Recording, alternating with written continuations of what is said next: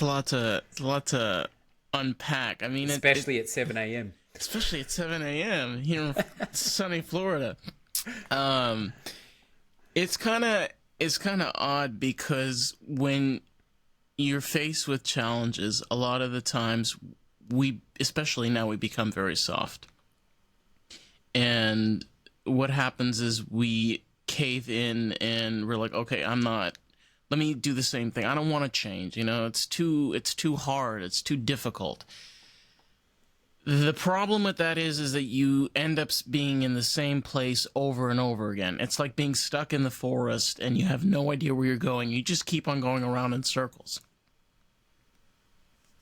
Yeah, yeah. So being open to change and open to not getting a fixed lane or a fixed mold. I think it is the only solution if you genuinely want to be a real human being and be a creative artist. Because the reality is, there's so many people that are making films and making music and creating content through the wazoo. It's like, what do you have to offer that's different? Why should somebody spend their time with your content? I mean, reality is because it's genuine. It's real. There's something to it. And that's what people crave, right? Oh, yeah.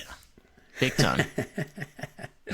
Awesome, man. But I love because I had the privilege of coming on your show and now you're on here. And I don't know too much of call it like your Dave Lennon origin story and some of the significant challenges that you've overcome. And we also have this thing where, podcasting is a challenge in itself. Right. But take us back a bit, man. Like, what was your kind of inkling when you were younger? Like, what was kind of natural to you? Well, I grew up in an interracial home. My mom is white, and my dad was from North Africa. My dad was from Morocco. My upbringing, I can describe it in two words, was chaotic and inexperience. Would I do that experience again? Probably not. But my father was a very creative person. He was very artistic. He had a love for food, and hence where I get my love for the kitchens. My sister and my mom were very creative as artists. My mom has always been very artistic. And it was very strange because I grew up in a very close community. I grew up in a religious Orthodox community in upstate New York. I was constantly surrounded by people that were telling me to be something that I wasn't. And I wasn't allowed to express myself the way that I wanted to or be heard, because when you're a part of that environment, you're not allowed to have your own opinions. You're not allowed to think freely. It's just not what's done. Yeah. Wow. So how did you push back, or when did you start pushing back against that? It wasn't until I left the community about 2017. My genius idea was, let me pick up my bags and move to Israel, which I did. In 2017, at the end of the year, I moved out there. It was an experience. I spent about 3 years out there. Why? I just wanted to try something different. I met a lot of artists out there. I met a lot of hippies. Did a lot of drugs. A lot. You'd be surprised. You think Israelis are tame. Oh, no. They do way more drugs than Americans do, even though they have half the supply available. It's crazy. But I think one of the coolest things that I experienced more than anything was just out there, a lot of people, when you go to venues, this is similar in Germany, you know what I'm talking about. It's not common here in the U.S. at all. You go to you go out on a Thursday night, right, and there's a bunch of breweries, there's a bunch of cafes, there's a bunch of restaurants. You just walk around, And then some places will have live music or have some venues, and you just hop around and you're checking out what's going on. I used to do that like every Thursday night. I used to just go run through town every Thursday night. And just take it wherever it like led you. Yeah. I think we got that in common, man. Like, you know, when I was telling you my story and I had to take like a dramatic left turn to kind of, to like the physical relocation of countries really like helped me try and step into a new realm as a person. So it sounds like you did a similar thing where you just went, you know what, I'm taking like a massive left turn here. You sometimes need to. I mean, my situation is a lot different than yours, but it's very similar. I mean, when you come from Australia, which is a whole different environment. I mean, we talked about this on my podcast. It's like going from Australia to England to Germany. You know, people are like, oh, Australians and English people are the same. No, they're not. Have you met Australians? Have you met people from England? Very different, but they're both English. No, they're not. It's like literally night and day of difference. But it takes courage, man, and it takes courage to do what you did, to step into this. To break out of that, call it restrictive, community, to break out of that with a sense that like your own self-expression might be limited, and in turn, like, it takes courage. Religion is not for anyone, and I feel especially for artistic minds, sometimes it could be a definite struggle. I never worked well in a box, as much as I tried to believe it. I can't think with one mindset. It's just not how I'm programmed. So then, what did you take from that when you then returned to the States? When I came to the States, I went to a friend. We were friends for several years, and we had a massive feud. She was also from the community. She had her kids were taken away from her. She lived out in New Jersey. And from there, I went back to my parents' place. And me and my dad, we never really saw eye to eye. We always were fighting. Like the joke in my family was, if you put me and my dad in a room for more than 4 hours and we were okay, that was good. We always 4 hours is it's a fair amount. So I just I called up my brother. My brother, he lives in Cali, and he's not religious.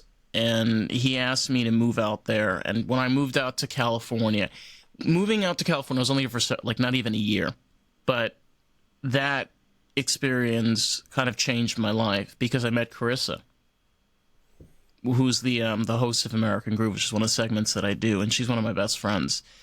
And it's interesting, like, as I've been moving around, because, I went from LA and I went back to New York, and then I went from New York, I moved down here to Florida. Each place I've been to, I've learned different types of struggles, like financial responsibilities, living-wise, and then the people that are around there that are creative. Mm. Yeah. So you found a different community in a way when you got back. It's interesting when we call it, it's called OTD. It stands for off the derech. It means off your path. Usually, from what I've seen, a lot of people, they go either two directions. They either go where they go to groups of OTD people, and a lot of the times these people are just miserable, sad, just so depressed, and they just have no reason for living. Like, it's just a pit of pity. And then a lot of people like me, like loners, we just figure things out on our own. I wasn't raised in the real world. I don't know what the real world was. Like, I didn't know what the real. I'm not kidding. I did not know what the real world was until about 2017, and it was like, oh shit, this is a lot worse than I thought it was. Yeah, have you read? Do you know the book Iron John? I thought of it before. I don't believe I've heard it. No.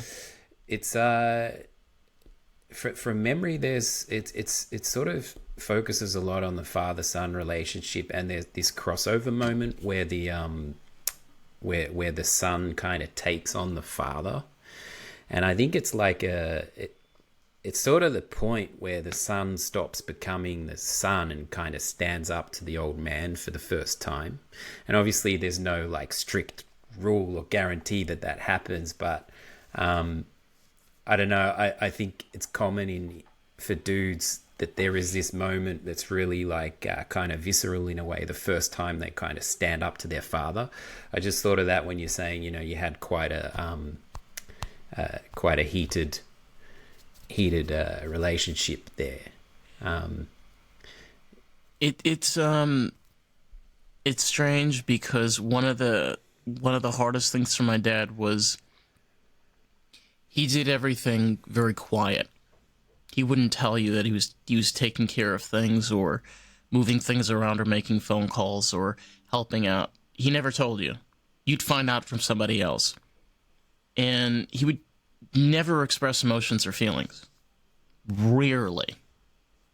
You know, it's very strange, but it's hard to explain when you're an American. And this country is full of immigrants. When you have parents, especially ones that are immigrants from Mexico, North Africa, the Caribbeans, people understand this. You're dealing with somebody that has no understanding of what it is to be in the United States. Their understanding is, I'm here to build my family, to create something here in this country, to have an opportunity. That's their mindset.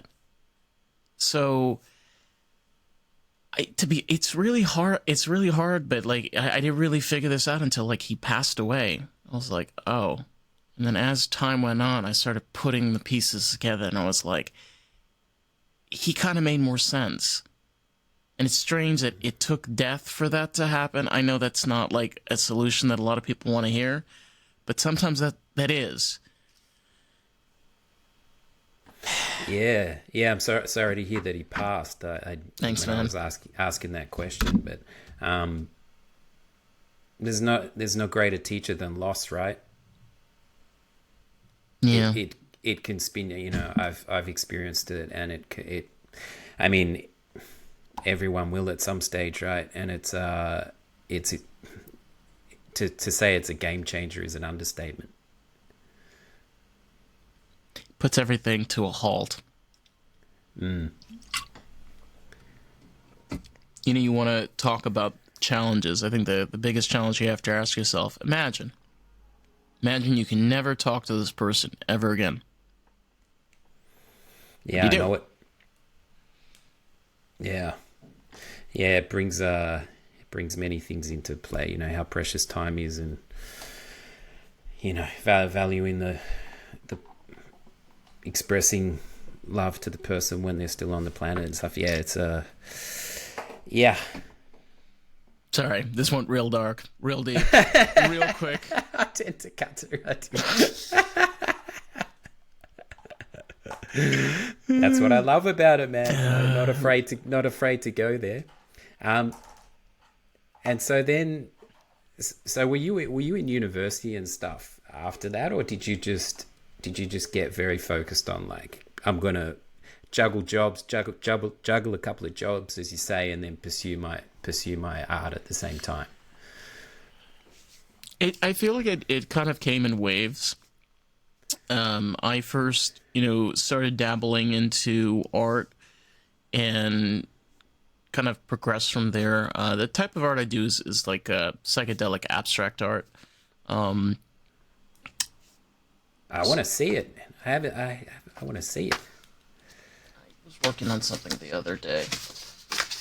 So like something like this. Oh yeah. Yeah, cool. It's like Yeah, awesome. It's So like it's like, I don't want to use the word, but like juxtaposed, different, very different forms, like, but I kind of harmony integrated.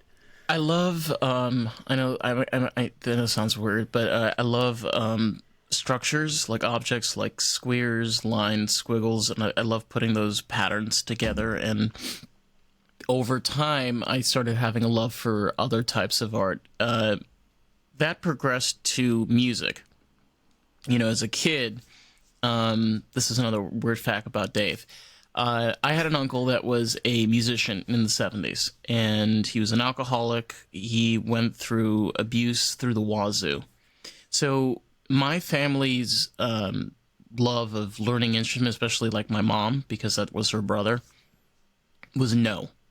So I was not allowed to learn any musical instruments when I was a kid. Absolutely not. And it wasn't until I was an adult, and I was like, wait a minute. I'm an adult now. So if I want to learn guitar, I can. My mom wasn't happy about it. She flipped out.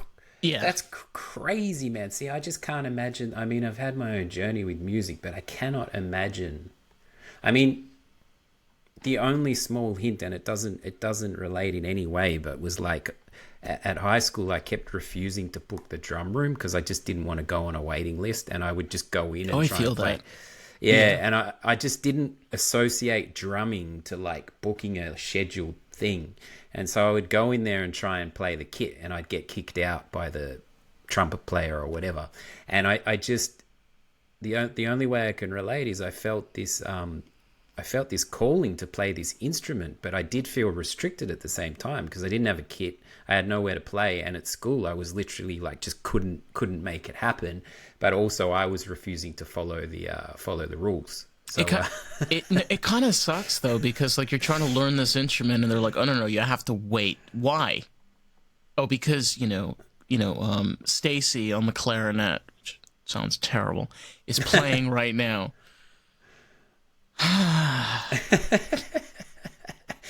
well, awesome, you picked it up. We're talking like electric guitar. No, acoustic guitar. It's that one right there. Yeah, cool. And I started playing guitar, and I started realizing how difficult it was and how much it destroys your fingers. But I definitely I found a love to it. I mean, I'm a very my parents' favorite band was Simon and Garfunkel, and a lot of their songs are done on acoustic guitar. And it was really cool when I had my guitar teacher. We would sometimes go over like the different songs and how they would put together the chords. It's sometimes really cool when you look at other artists and how they created their work, and you see, oh wow, that's how they made their song. That's how they made their progression. That was something a really an interesting and like a really cool learning experience, because as an artist, the more you develop your craft, the more that you add more things, like drawing and singing and playing an instrument, you start to learn different things that you didn't know before, which I think is kind of cool. Yeah, they feed each other. Yeah. All the different creative mediums. And yeah, you're right. Like when you pull apart someone else's stuff, it gives you a real insight into how they do it. I don't know about you, but like I'm getting real frustrated at the moment seeing all this stuff that's like, learn friggin' piano without learning piano. Because it feels like, as you meant, like the element of craft is being undermined a little bit at the moment, and there's just so much joy and frustration in the learning process. But if you don't have that, and you're just trying to have like an instant, like skip the 10,000 hours and have like an instant thing, I just don't see the value in it. Yeah, it's kind of strange because we live in a day and age, especially where you can use presets and loops, and people are able to make music at their fingertips. The thing that you don't realize is that it's not. None of these things are easy. When I came into even like, for example, podcasting, none of this is easy. as much as TikTok and short videos, like, yeah, it's easy to be an artist. It's easy to be creative. No, it's not. It's really not. Like, I'm really sorry to bust your balls, but no. It's absolutely not. Not only are you dealing with all your own self-doubts and everything just to get in the room of whatever you're making, then there's the actual like making of the stuff. There's so many aspects, and people often just see the end thing and they're like, oh wow, that was Easy. But that's why I encourage anyone to like try and make a film, like just give it a crack and see what happens. I'm gonna leave it to professionals.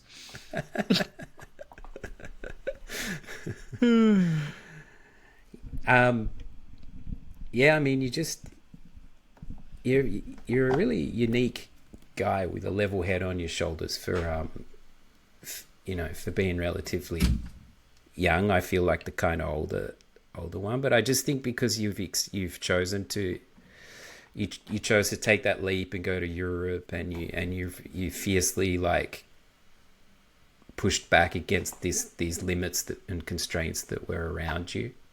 I just can't emphasize how beneficial that is. It is. It's about a mentality. It's all about the way of thinking. The reason why I brought up my dad is because it's very important, because when you're raised in an interracial home and you get the mixture of different cultures, and you have a different way of thinking. My way of thinking is, my dad had a belief is, you want to be successful, don't work hard, be creative, and use your time wisely. Don't spend your time doing the things you don't want to. And, a lot of the times we get into these ruts where you work a 9 to 5 and that's all you do. You go home, you watch TV, you enjoy your weekend, you just watch TV. That's all you do. It's great. But are you actually being successful doing that?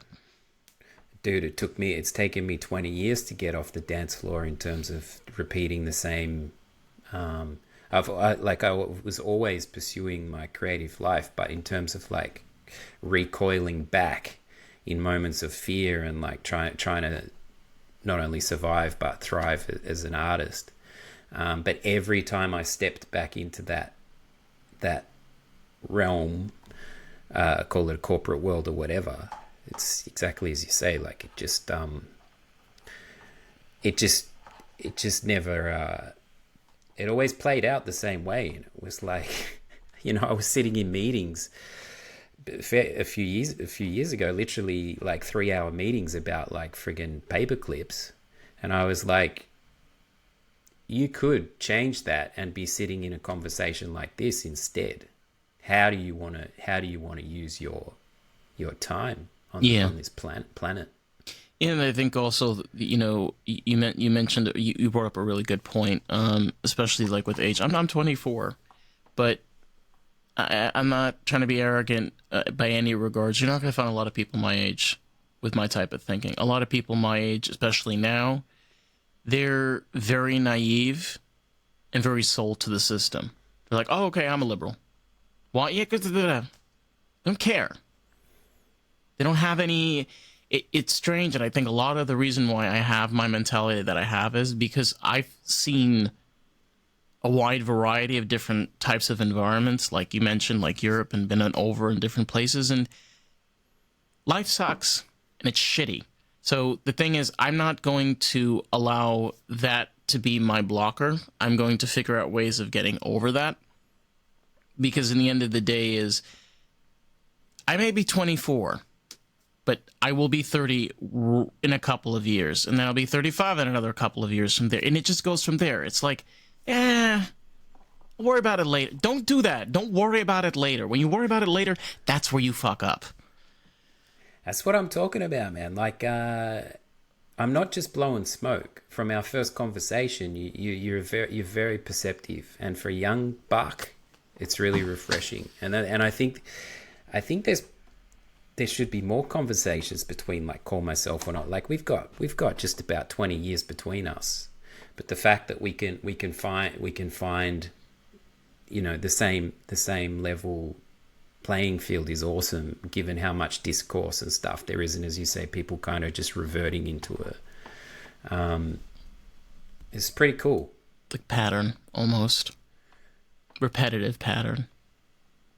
Yeah, and if you keep at that, like there's just no doubt. Like I don't have regret at all, because everything has taught me something. But it's taken me, like, sometimes I do get frustrated. It's took me so long to like streamline or align my particularly my creative soul. So you're an example of a young guy who's like who's already going at that. So you're right, though. It you know, you said like 20 years. It takes a long time. I feel like my journey started 6 years ago, but you know, I think one of the things that I've had to get out of my mind the most, more than anything, is numbers. Now, I think that's kind of the reason why we're in the situation we are right now, is worrying about all the amount of followers and likes and subscribes. You know, it's nice. It's real nice, but how much is that really going to benefit you in the long run? Honestly.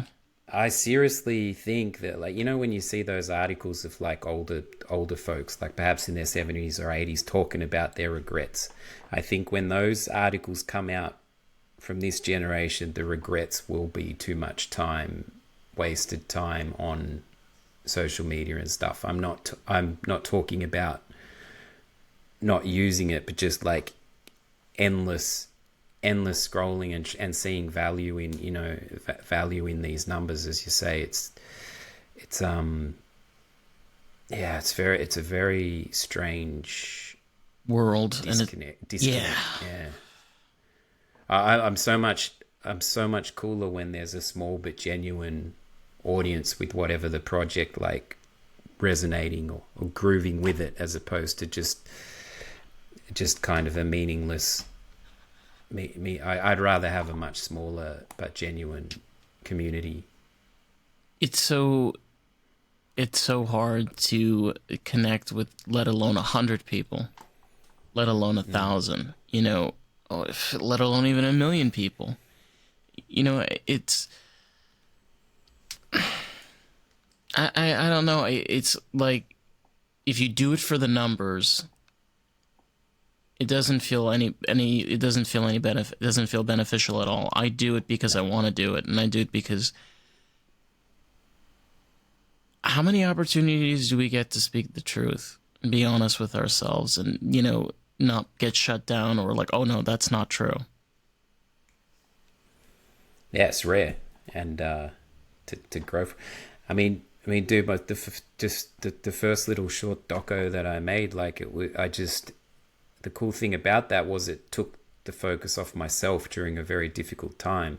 But my point is, I still get emails and sometimes letters from people associated with the guy I made the tribute to in the film, my drum teacher. I get these letters now and then, and that's just everything to me. It's like that's why I made it, you know. Can That's beautiful. You imagine like working on a documentary, and then you have like people that were a part of it that just, they want to see how you're doing and kind of keep you in.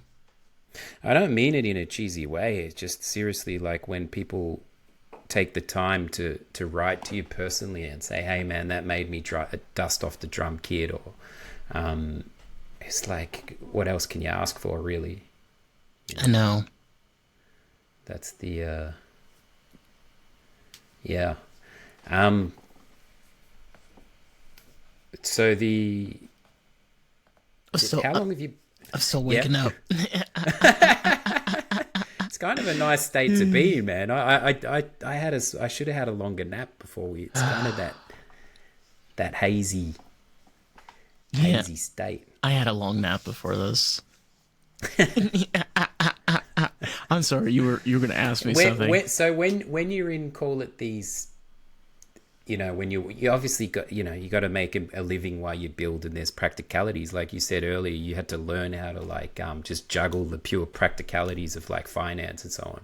But when you're juggling jobs and stuff, how do you retain your sanity in those worlds? Is it because you have another focus? It's kind of strange. The way that I keep myself sane is keeping busy. It's kind of strange. I'm kind of like my dad. My dad was always working, always loved like working on something. And I kind of understand that mentality. It's not about like, are you going to burn yourself out? The thing is, you burn yourself out when you do things you don't want to do.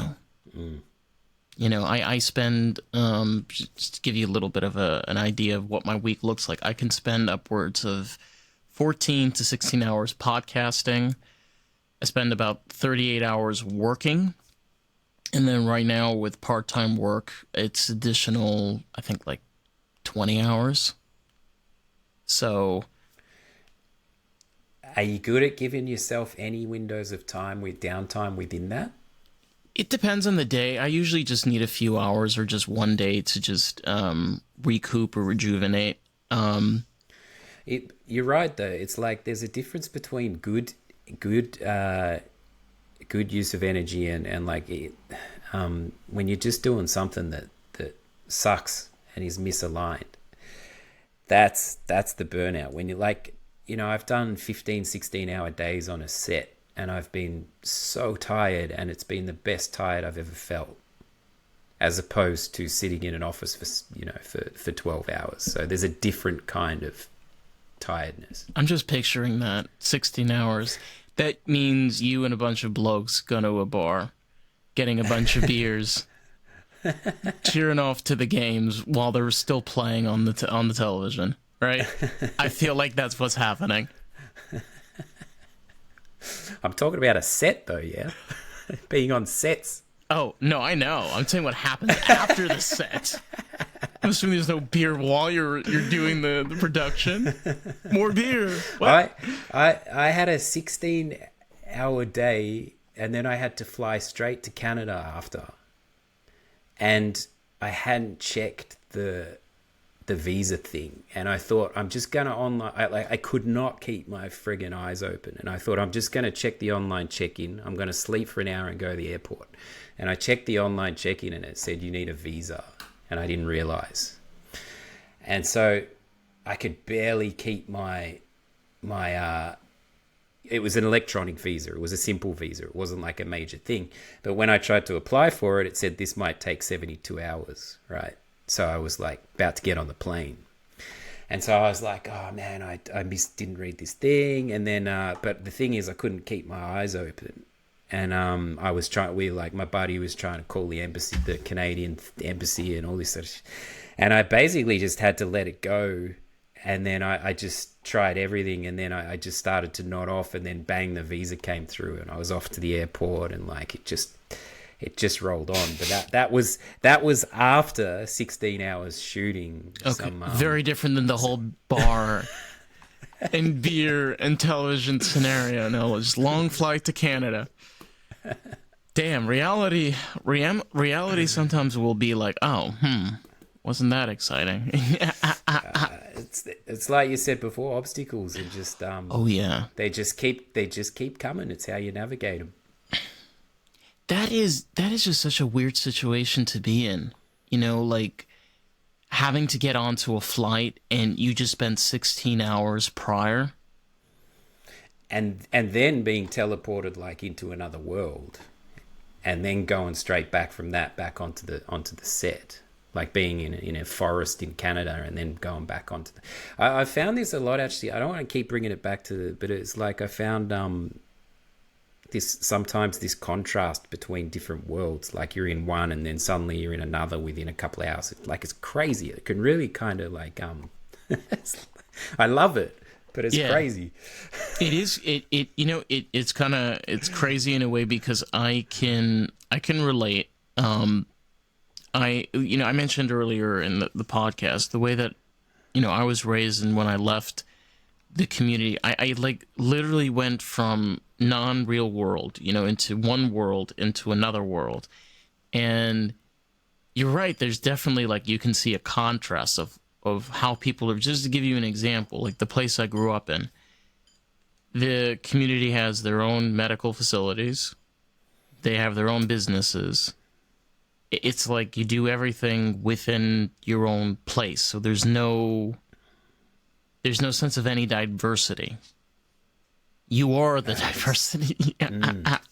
So when you go out into the real world and you realize everybody is doing something to make it, everybody's working, you're like, oh my God, this is a lot louder and stronger than you realize, and I don't think people necessarily realize because they've been raised in it their whole life. They just don't realize that it's a lot to take in at once.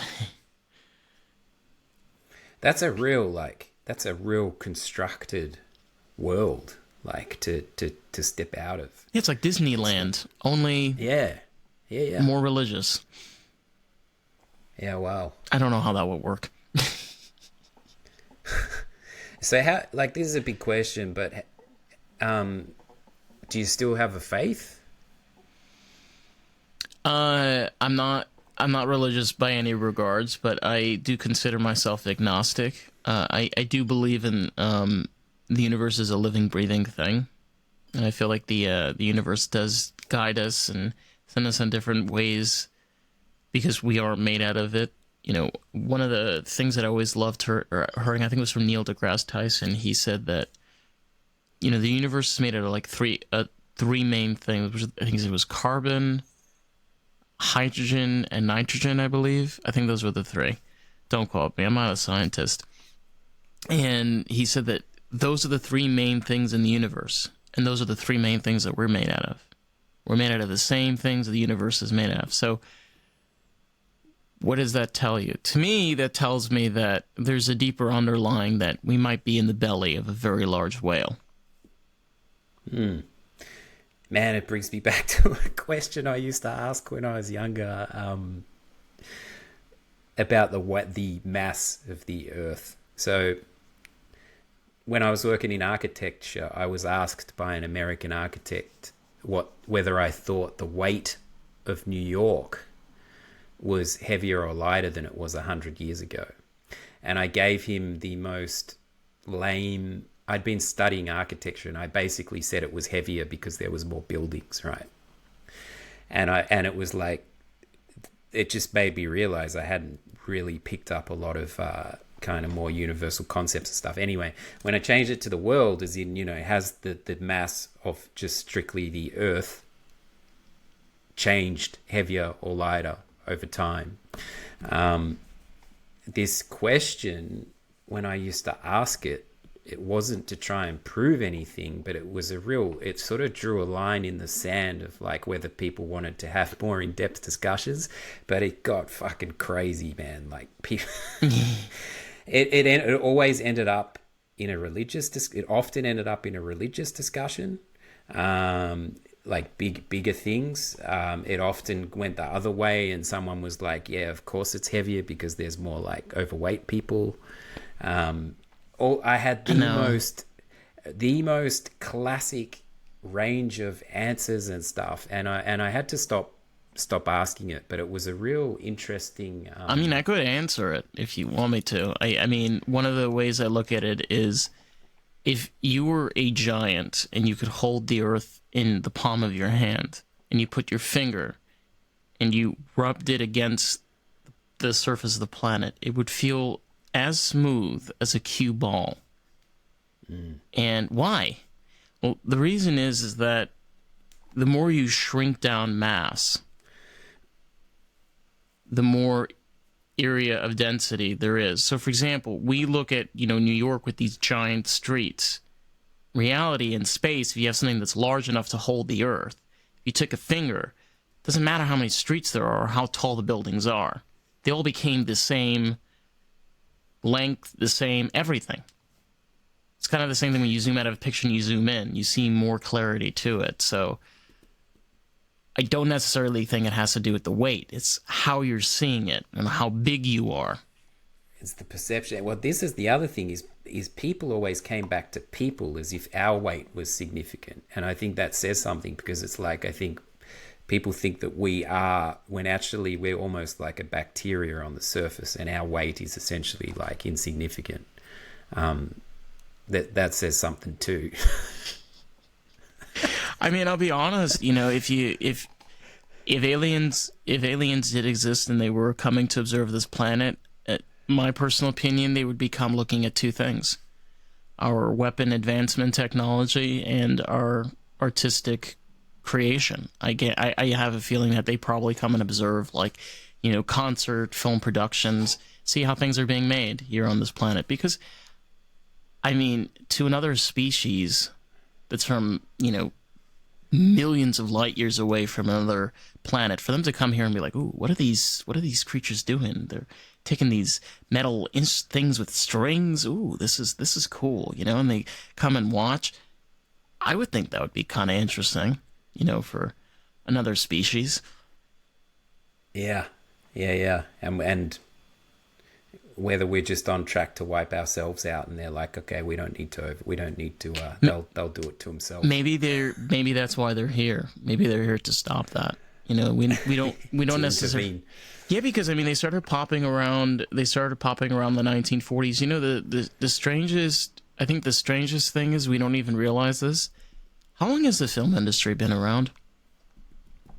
Well, since the early 20s, isn't it? With the like the teens, 1920s. Yeah, teens. Yeah. That's what, like 100 years ago? Yeah. Okay. Roman Empire was like about 2,000 years ago, right? So we were butchering people like we eat our bacon, not even like 125 years ago. And then all of a sudden, 100 years ago, we started making films. And then this is where we are now. And that's only 100 years. So it's a drop in the ocean. Yeah, like 2,000 years ago, we were ravishing barbarians. And then in 100 years, we created film and artistic film productions and different types of directors and producers and cinematographers in 100 years.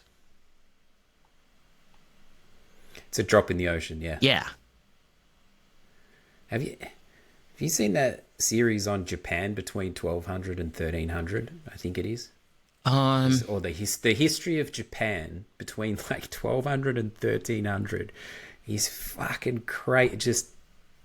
Just the most brutal 100-year period in terms of. Can you elaborate? Grab. Like samurai lords going for trying to get power of regions.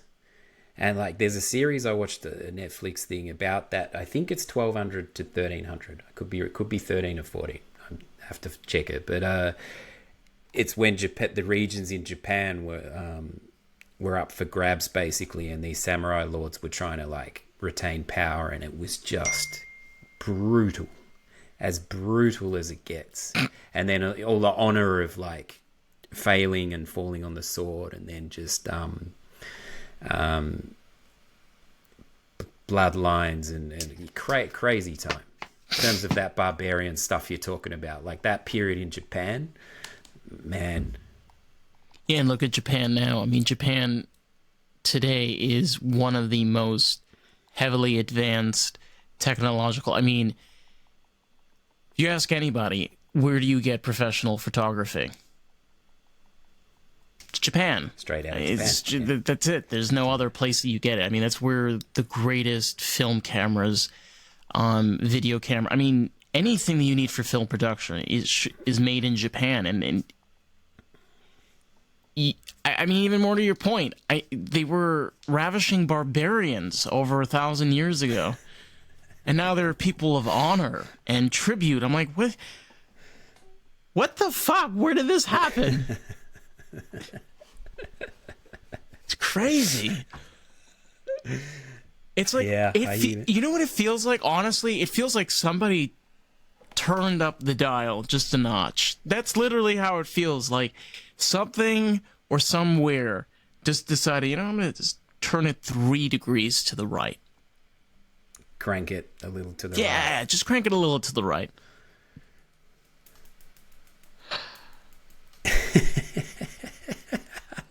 I love, I love that you can still go there at 7 a.m. when you just got at it. Yeah, man. Now, Dave, do you have a potential challenge that you've perhaps thought about for the audience of this show, given your journey and your experience, or anything really? Is there anything that springs to mind? No, Twix, you can have your own opinion later. I think a good thing to get out of is interacting with people. We spent the pandemic of locking ourselves away.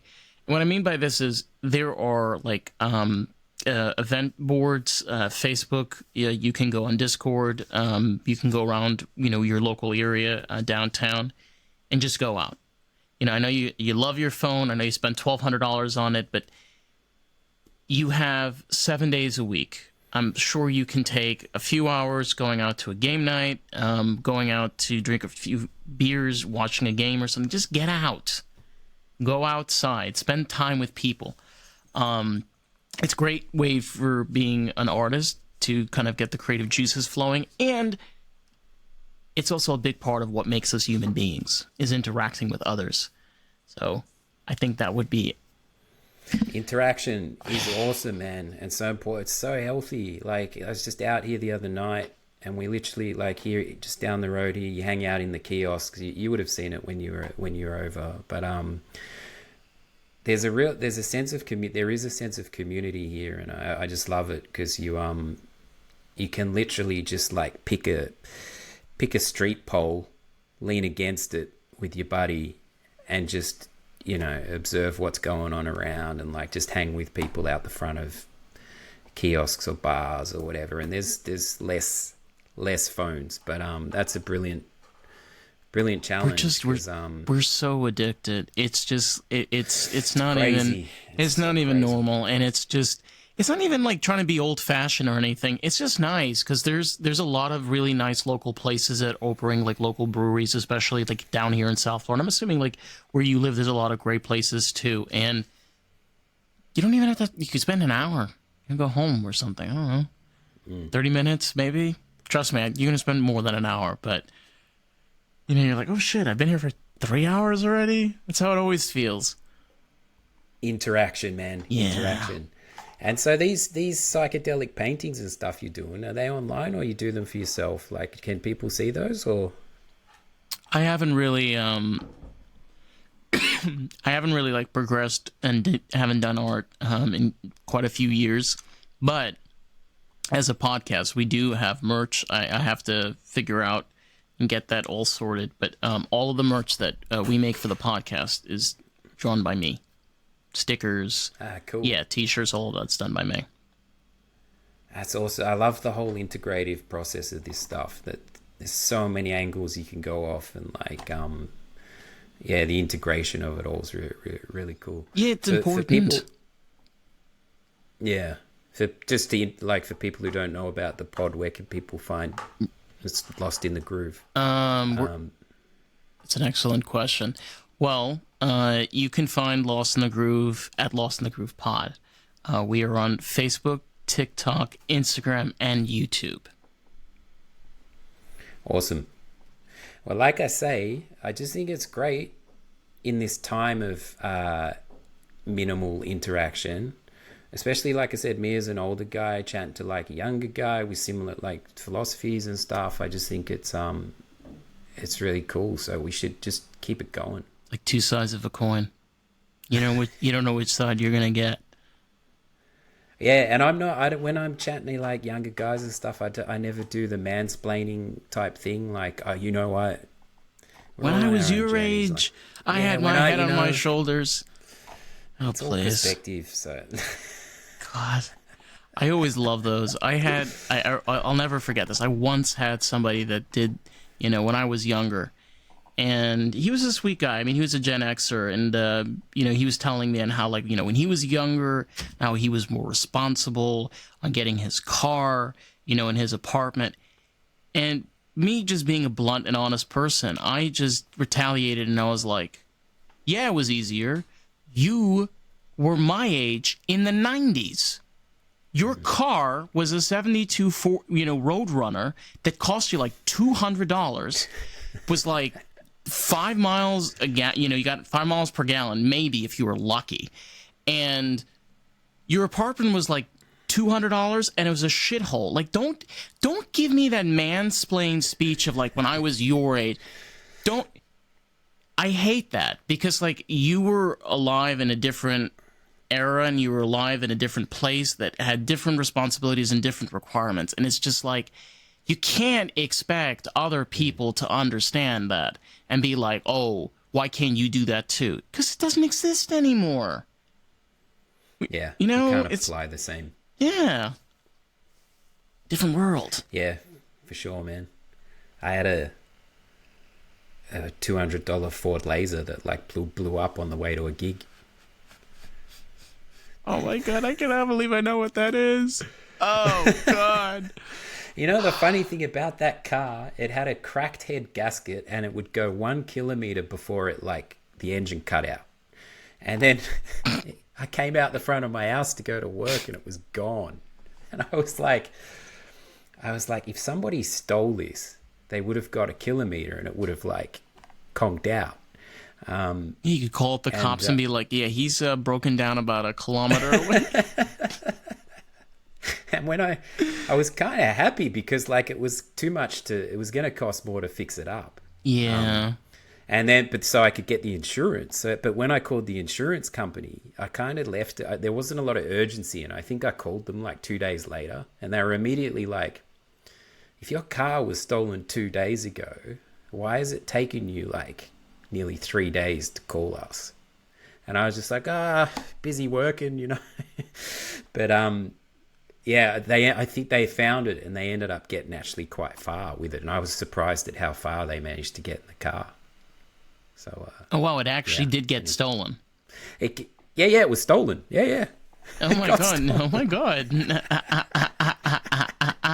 And the insurance guys were like, why is there no urgency? Because I just didn't care about the car, but I just couldn't believe someone had stolen it. Yeah. It's one. If we want to talk about the difference of European and American culture, is hands down. You know, because Americans are. I'm being honest. You know, they need their BMWs. They need their Mercedes. But let me tell you this: when I was out in Israel, my I'll never forget this. My uncle, uncle's son, my cousin, he had was a Ford. It was not a Ford. I think it was a Ford, not a Ford Pinto. It was the one that came after it. It wasn't available in the U.S.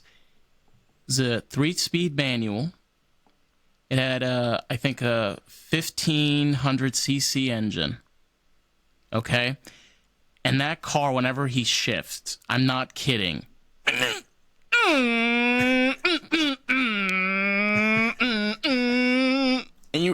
And it was so loud. Like if you drove this car at 11:30, you would wake up all of your neighbors. And I remember him telling me like, "This is my car," you know.